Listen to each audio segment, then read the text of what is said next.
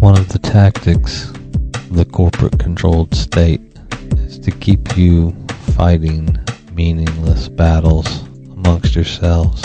You can see it here on YouTube. The atheists are fighting the fundamentalist Christians. The capitalists are fighting the anarchists. The marxists are fighting the neocons. The social progressives are fighting the anarchoprimitives. On and on.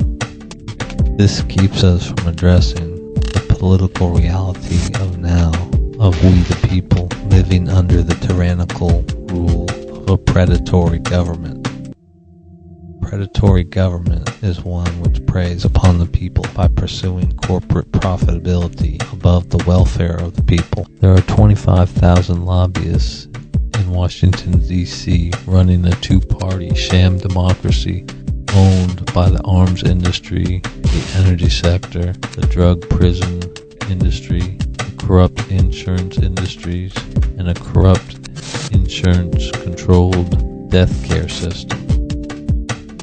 The government is not protecting us. They're not protecting our food. They're not protecting our water. They're not protecting our environment. They're not protecting our national security. In fact, they may be engaged in some kind of wild religious attempt to produce Armageddon, or more likely they just use that to justify their war profiteering. James Lovelock is the scientist responsible for awakening the world to the hole in the ozone and its consequent solution. He also introduced science to the idea that living organisms exist in a biofeedback reciprocal loop with the environment, that they create the environment by creating an atmosphere of life.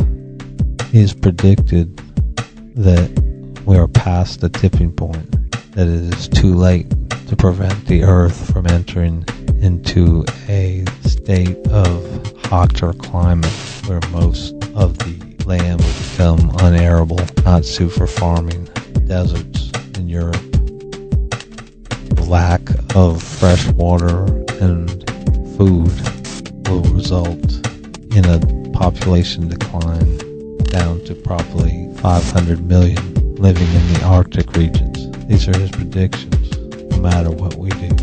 But I still believe we should try. I say to you to put your differences aside and address the true threat to your children's very existence, the political prison that we permit to lead us towards disaster.